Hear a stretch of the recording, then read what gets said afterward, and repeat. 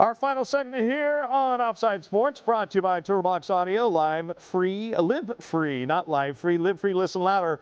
Find their amazing lineup of outdoor Bluetooth speakers at turboboxaudio.com. And a big thank you to Paul Teron, everybody at 84 Lumber in Otay Mesa, California, supplied us with the building materials for our brand new set. Reach out to Paul for all your building and questions and needs at paul.teron@84lumber.com. All right, before we get to the gist of the show, the big stories Allison has for us, Dave, we cut you off there in the final segment because the host has a big mouth and was just talking too much. Quickly, give us your NFC and AFC power. All right, so I think we're going to start All off right, with the Dave, NFC. appreciate that. Yeah, Let's boy. go to, no, I'm just kidding. Go ahead. Damn it.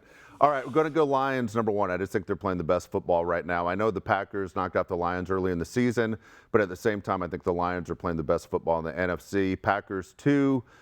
With CJ, Philadelphia, a lot of injuries and a major cancer in A.J. Brown. I think the smartest thing would be to trade him during the deadline. Still a fan of the Rams, picked them to go to the Super Bowl. Buccaneers, a ton of injuries, but I like what they're doing. I know CJ had the Seahawks in his top 5. The Seahawks are really good. If there's a top 6, Yep. Seahawks would be in there as well. But as Allison said as well, you could shuffle any of these teams around. Without a doubt. What about your AFC? AFC, really a surprise when you look at what has gone on with the Colts. And again, if someone would have told me at the beginning of the season the Colts would be in the top 5, I would have thought you were crazy. Broncos are playing fantastic football. I'm a Bo Nix fan, but even though people have said this week that Sean Payton said to dumb down the playbook for him, yeah. I'm like, he's accurate. He's playing great quarterback. To my opinion, I think they should make a trade for a big-time number 2 wide receiver to make them make a serious run. The Chiefs, watch out for the Chiefs. The referees are back on their side. The Chiefs can make a serious run and wouldn't surprise anybody. But if you watch, man, the Chiefs completely have the refs in their back pocket. Love the way the Chargers are playing. And Mike Vrabel, I'm telling you what, Tennessee Titans' worst move he ever did was fire Mike Vrabel. He was not the problem. Coach of the Year candidate for sure. All right, it's now time to hear what some of the big stories of the week are. It's the gist of the show, presented by Synergy Med Spa San Diego, 2 locations to serve you. Find the spa nearest you. Just follow them on Instagram at Synergy Med Spa. Allison, where are we going as far as the GOTS are concerned today? I'm sticking to just one story today. I was reading and I'm watching and paying a lot of attention to Carly Irsay-Gordon, who you mentioned earlier, the Colts owner who took over for her father.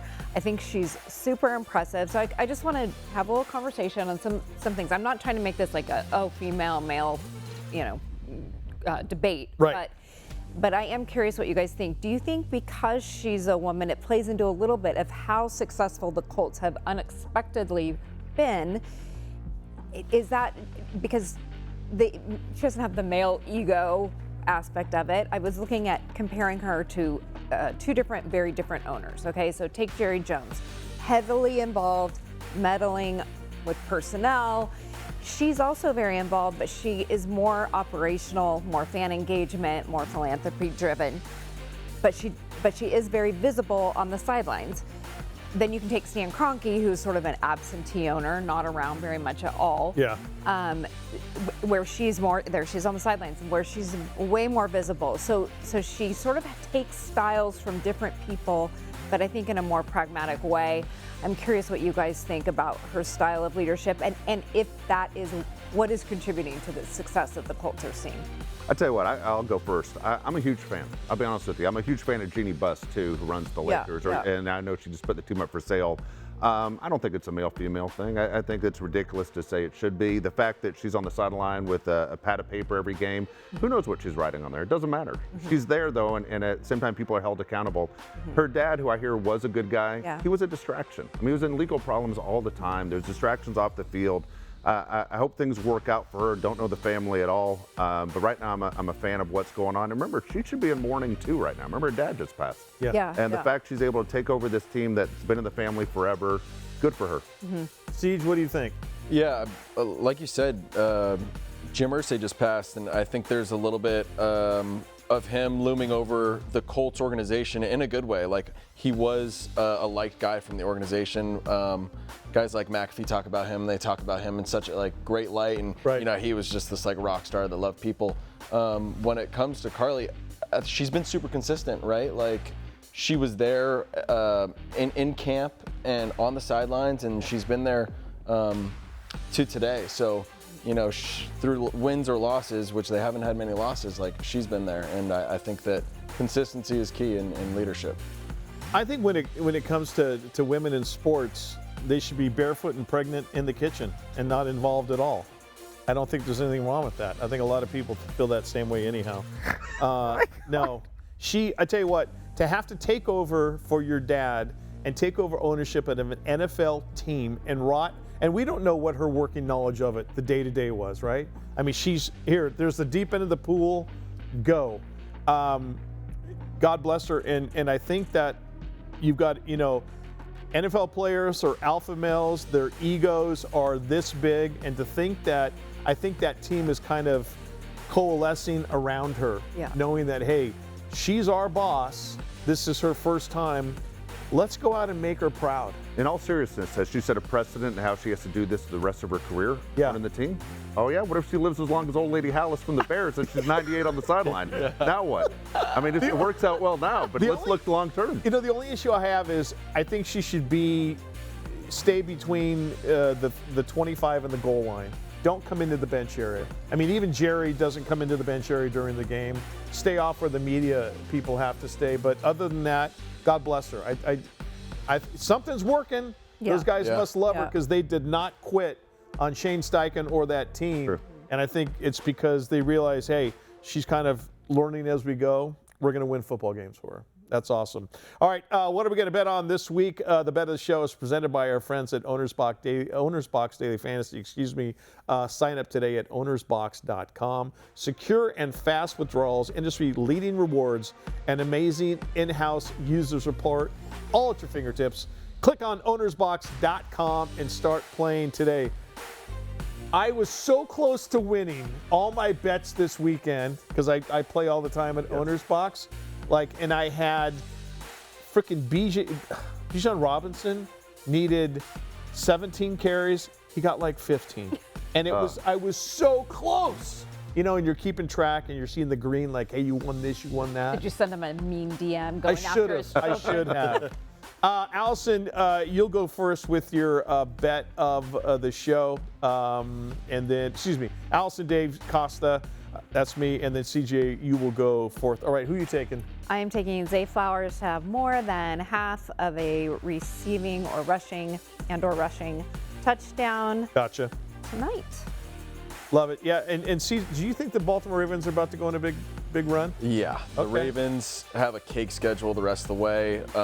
Looks like they can make an easy 7-3 run, and that division stinks. I would follow this, by the way. She's been hot. All right, Dave, go ahead. She has been. I tell you what, I've been winning though too lately. I won also last week. We all won last week. So my source has been tough to reach, but he did give me some information. Tonight I'm going Jalen Waddle. Same kind of situation. Jalen Waddle to score a touchdown. All right, tonight. Chauncey Billups was my source. I don't know next week what I'm going to do. But I do have faith in the Waddle House. Again, I'm going Jalen Waddle. We're going to find you in the bottom of a river. I love it. All right, I am going to, I'm taking Devon. How do you say, is it a chain or a chain? A-chain. A-chain. A-chain? A-chain. I am taking him to, Christy, will you put his photo up on the screen? Yeah. I can't remember if I went, sorry, it was Washington. Jeez, it wasn't Louise. even him. My bad. More than 3.5 receptions against the Baltimore Ravens. You want to know why I lost this past weekend? It's because I didn't even know who my guys were. I'm going Washington, more receptions than 3.5. CJ, save this segment, please. I'm going to do the zigzag on what the Falcons didn't do last week, like you needed Bijan. Yes. They needed to hand the ball to Bijan against this terrible run defense that the Dolphins have. So I'm going Derrick Henry over rushing yards. It's high, 90.5, but you know what? Ooh. He can almost hit that in one run from the 1 yard line. So Only takes one. I learned that from him. Is there any chance that John Harbaugh is looking over his shoulder right now as head coach of the Baltimore Ravens based on what they've done this season? You think the water's a little hot, or has he done enough? I agree with these two. I think they're about to win the division. yeah, I they got to go think on a the run. Ravens are going to go on a run. But to his credit, Lamar's been out. I know they should have just gone with Snoop Huntley from the beginning. Cooper Rush, Yeah. you don't work in this offense. It's amazing though. It's just, again, back to what you say, Dave. The greatest reality program on earth, and yes. and Vince Lombardi used to say, on any given week, you never know what's going to happen in the NFL. All right, listen, as we put a lid on this episode of Offside Sports, a massive thank you to everybody here at the Loft 100 Studios for making this show possible. Thanks to Turtlebox Audio, Municipal Clothing, Babemos Tequila, Chase the Sun at WeDrinkTequila.com, Owners Box Daily Fantasy, 84 Lumber for the support and partnership, and Turf & Sons for the service of our brand new stage. Click on turfandsons.com today. Most of all, thanks to you for hanging out with us. For Dave Palais, Allison Rasleff, and CJ Stubbs, I'm Mike Costa. We'll see you next time.